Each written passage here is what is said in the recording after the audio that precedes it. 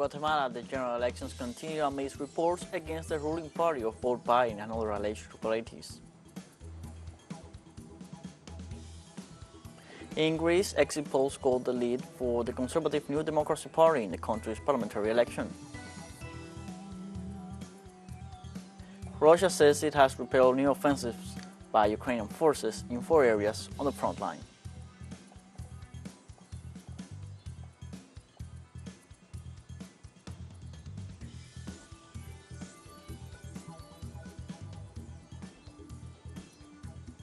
Hello, welcome to From the South. I'm Luis Alberto Matos from the teleSUR studios in Havana, Cuba. We begin with the news.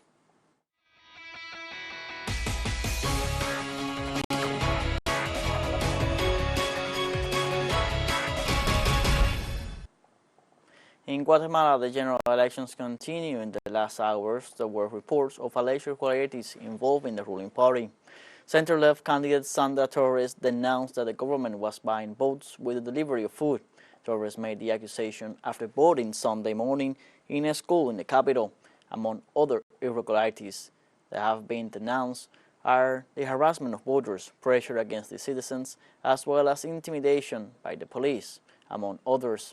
The San Jose del Golfo Municipal Board denounced the use of tear gas against the population. The Guatemalan Departmental Electoral Board calls to allow volunteers to enter with boxes of electoral equipment so that the people of that municipality can exercise their right to vote.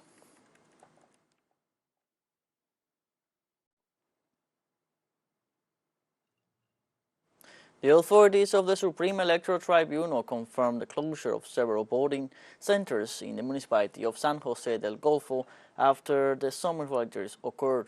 The president of the Supreme Electoral Tribunal, Irma Palencia, informed on Sunday that a group of settlers prevented the opening of 4 voting centers, which had to be relocated to 2 alternative sites. According to the communication issued by the electoral entity, some 130 members of the polling stations and the Municipal Electoral Board resigned after incidents that took place when they were entering the town after a training they received. At the moment, the situation is under control, authorities informed. Citizens denounce pressure to condition the voting intentions of people who are beneficiaries of the Bono Seguro. In the presidential race in Guatemala, there are 22 formulas, the highest number in the recent history of the country. Among the candidates to succeed the current president, Alejandro Yamatei, are the candidate for the UNE party, Sandra Torres, alongside the diplomat and former United Nations official, Edmond Mullet, who is running for the presidency for the Kiev movement, and Suri Rios Sosa, daughter of the coup dictator Efraín Rios Montt, who was nominated by the right-wing coalition Valor Unionista. The whole campaign was marked by judicial accusations, vote suppression strategies, and media campaign that left 4 candidates out of race. Among them, businessman Carlos Pineda, who was leading opinion polls, and Thelma Cabrera, indigenous leader of the Movement for the Liberation of the People. The Electoral Tribunal proscribed her, arguing that her running mates for vice president, the former human rights attorney Jordan Rodas, did not comply with the legal requirements. In this way, the Mayan people, who represent 41.7% of Guatemalans, one of the highest in the region, lost their direct representation in these elections. These general elections have the largest participation of electoral observation and accompaniment missions in the democratic history of Guatemala. Among them, those of the European Union, the World Association of Electoral Organizations, the Organization of American States, and the National Democratic Institute. As voting closed in Greece, conservative New Democracy Party holds a commanding lead in the country's parliamentary election, according to exit polls.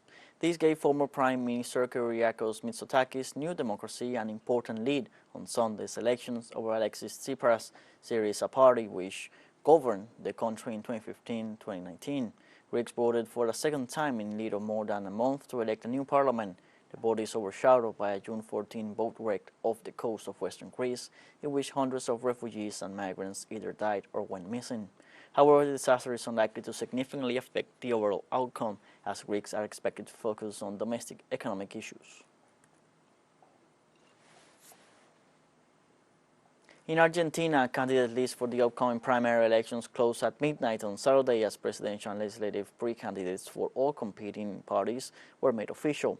After days in which different formulas were pre-announced, the ruling coalition finally presented the Argentine Minister of Economy, Sergio Massa, as its main presidential candidate in a last-minute surprise announcement, while leftist social leader Juan Grabois, also part of the coalition, vowed to face the minister in the primaries.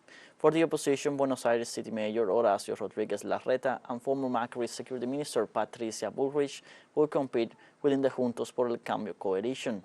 In addition, far-right economist Javier Milei will be the only presidential candidate for La Libertad Avanza, while Miriam Bregman and Gabriel Solano will face each other within the leftist coalition Frente de Izquierda Unida. Open primaries will be held in August to determine which formulas will finally represent each party at the general elections of October 22nd to elect the country's president, vice president, and national legislators for the 2023-2027 term. Let's take a short break, but remember you can join us on TikTok at teleSUR English, where you will find news in different formats, news updates, and much more. All the stories coming up. Stay with us.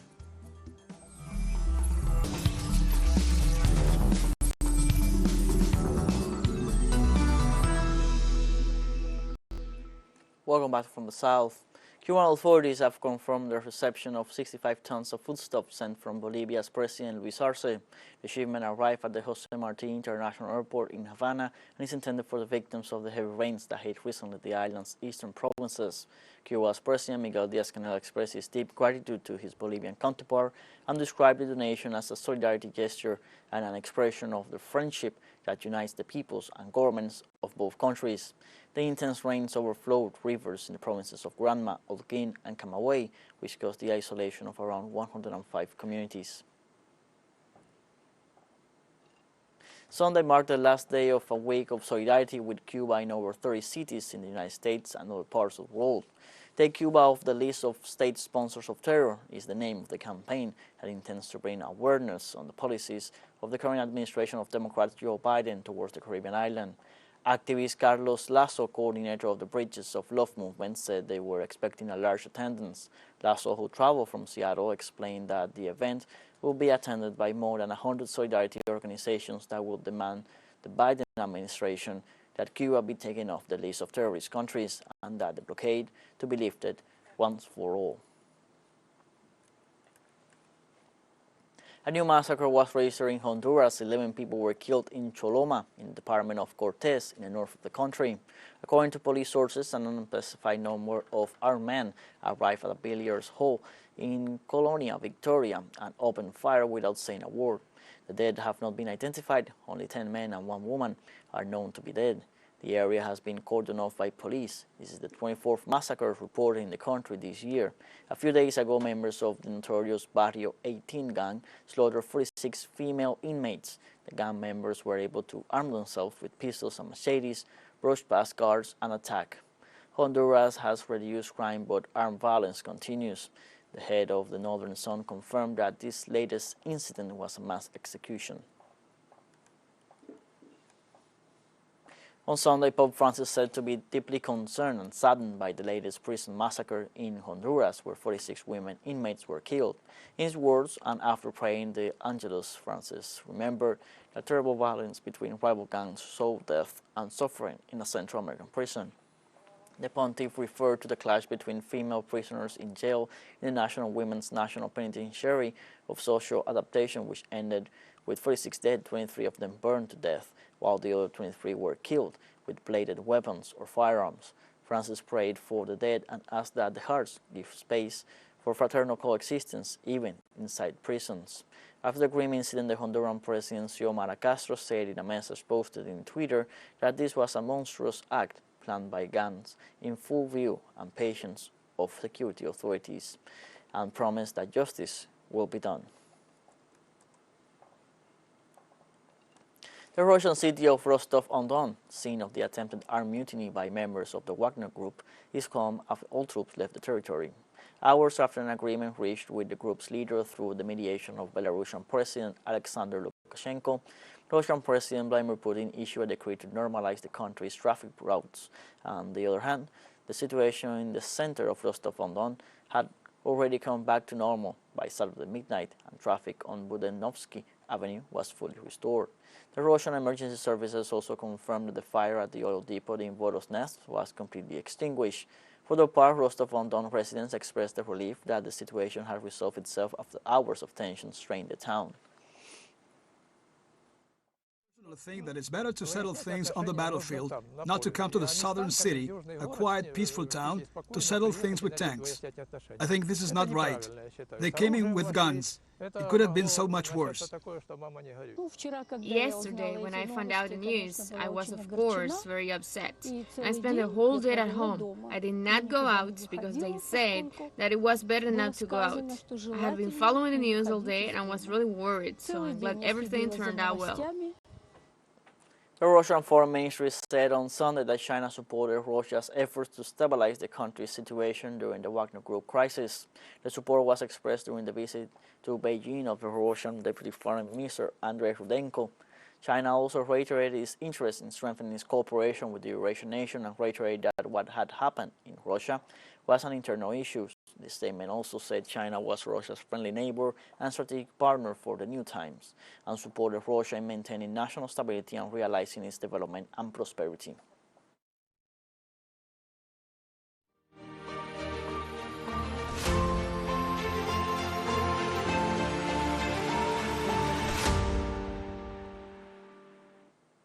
Russia reported it had repelled new offensives by Ukrainian forces in 4 areas on the front line. For hours, Ukraine's armed forces have continued to attempt offensive actions in the Donetsk, Krasny Liman, Yuzhno-Donetsk and Zaporizhzhia directions. In the Donetsk direction, in the area of the city of Artemovsk, with competent and courageous actions, the defending units of southern groups of forces repelled 10 enemy attacks in a day. As part of the special operation in Ukraine, the Russian Defense Ministry reported that its forces had prevented the rotation of Ukrainian troops in the region of Kharkiv. Military spokesman Sergei Zhivinsky said that artillery on the front line had prevented 3 attempts by Kiev to carry out a rotation of units. The senior official noted that during the counter-offensive, Moscow forces eliminated 2 Ukrainian mortar garrisons in the towns of Kislovka and Tabayekva. In turn, the Ukrainian-backed units launched attacks on 9 strategic areas of the Moscow Territorial Defense Brigades. In the Kupiansk area, the Western Aviation Group's Ka-52 attack helicopters, Mi-28 and Su-25 fighter jets carried out 11 strikes on 9 concentrations of personnel, weapons, military, and special equipment of the 14th Mechanized Brigade and the 103rd Territorial Defense Brigade. We have a second short break coming up, but before we invite you to visit our YouTube channel at teleSUR English, where you'll be able to rewatch our interviews, sub-stories, special broadcastings, and much more. Hit the subscribe button and activate the notification bell to stay up to date on the world's most recent events. Final short break right now, don't go away.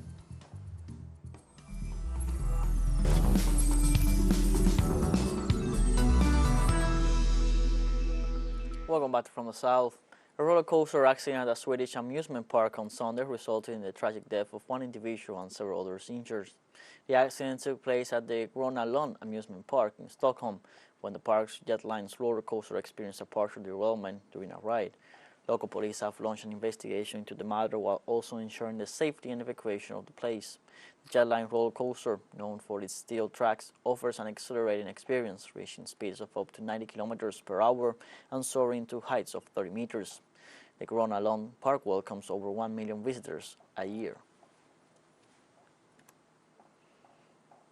Barbados Prime Minister Mia Motley arrived in Beijing on Sunday for a 4-day official visit to China. Motley thanked China for its support during the COVID pandemic during talks with Kiev, and both vowed to deepen bilateral relations in various fields.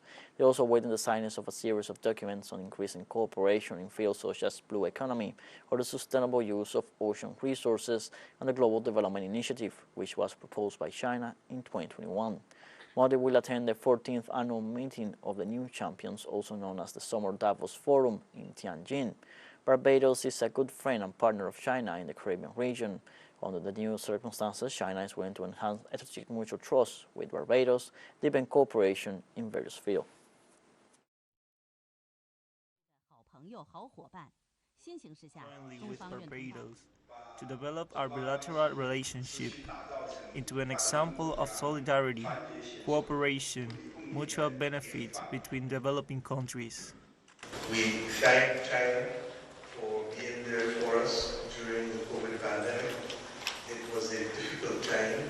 During that period of time, President Xi Jinping and myself spoke, and as a result, China was able to deliver cooperation to support us in vital areas when others were imposing export restrictions.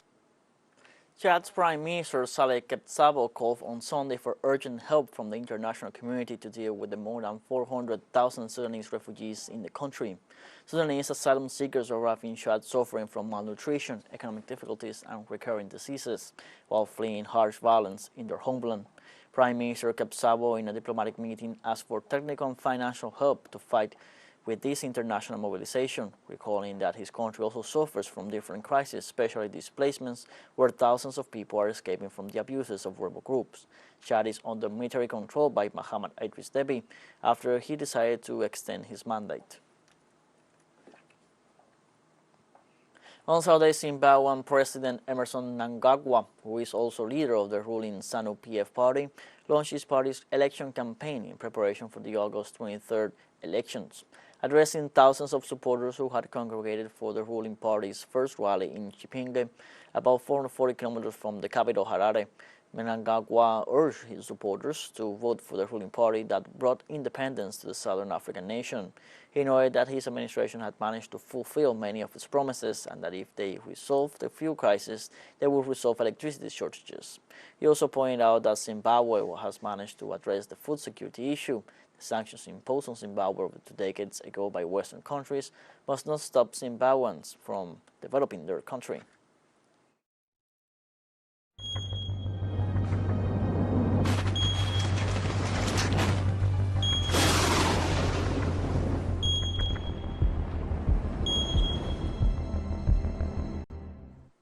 In Canada, provincial authorities ordered the evacuation of citizens from 2 villages near the Ontario border because of forest fires. Residents of the villages of Valparaiso and Beaucanton, home to more than 300 people, were given an hour and a half to evacuate as the wildfire continued to burn. Officials say a new fire in Ontario is heading for the area. In Abdijiwan and Atikamekw community, officials urge people to stay out of the forest to check their cabins. A spokesman for the Ministry of Emergency Preparedness said the government recognizes the need for greater investment in light of the rising costs caused by fires in recent years. Canada's provinces and territories share crews and equipment as required and call on international partners and the military in times of extreme need, but this year record-breaking blazes flared up simultaneously in the east and west. We have come to the end of this news brief. You can find these and many other stories on our website, telesurenglish.net. You can also join us on social media, Facebook, Twitter, Instagram, Telegram, and TikTok. For TeleSUR English, I'm Luis Alberto Matos. Thank you for watching.